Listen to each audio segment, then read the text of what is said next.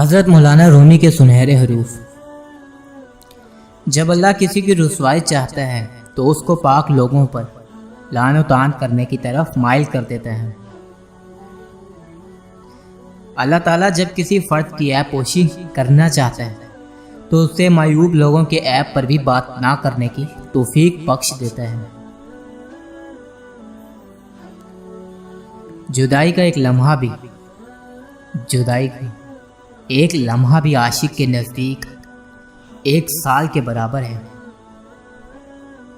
اگر آدمیت صرف انسانی صورت کا نام ہوتا تو حضور اکرم صلی اللہ علیہ وآلہ وسلم اور ابو جہل یکساں ہوتے، حالانکہ ایسا نہیں ہے۔ احمد کی دوستی اور اس کی محبت سے دین اور دنیا دونوں ہی کا خون ہوتا ہے۔ جب بیمار کی قضا آتی ہے تو طبیب بھی بیوقوف ہو جاتا ہے۔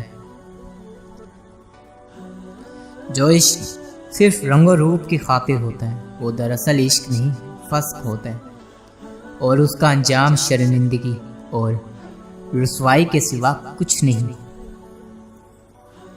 قرب خداوندی کا حصول بقا میں مضمر ہے، لیکن بقا سے پہلے ہونا ضروری ہے۔ کتنے ہی متقی ہو جاؤ مگر نفس سے کبھی بے فکر نہ ہونا۔ کتا چاہے کتنا ہی تربیت یافتہ ہو جائے مگر اس کی گردن سے زنجیر الگ نہ کرو۔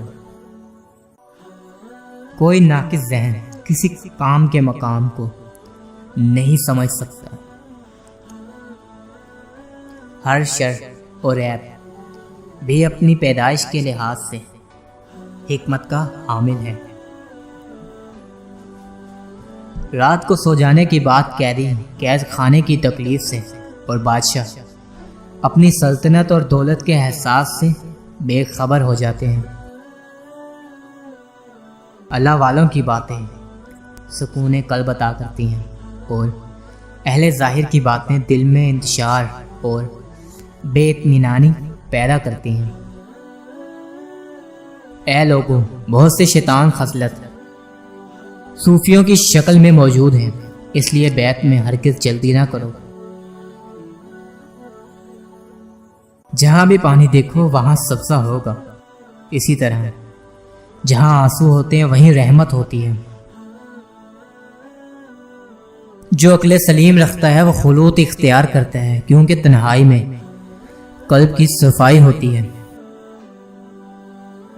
جو شخص کسی گناہ کا طریقہ رائج کرتا ہے تو اس کی طرف ہمہ وقت لعنت آتی رہتی ہے۔ نیک لوگ چلے گئے اور ان کے اچھے اعمال باقی رہ گئے، اور برے لوگ بھی چلے گئے اور ان کے ظلم و لعنت باقی رہ گئی۔ مرغ کی دشمن اس کی آنکھ ہے جو دانے پر حریص ہے، اور اس کی نجات وہ عقل ہے جو جال کو دیکھ لے۔ عدل کیا ہے؟ درختوں کو پانی دینا۔ ظلم کیا ہے؟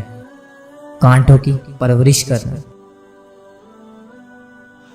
خواہش کے سانپ کو ابتدا میں ہی مار دینا چاہیے، اگر دیر کرو گے تو یہ بڑھتے بڑھتے اژدھا بن کر تمہارے قابو سے باہر ہو جائے گا۔ حرص تجھے اندھا کر کے محروم کرتی ہے، اور ابلیس تجھے حرص میں مبتلا کر کے اپنی طرح مردود کرتا ہے۔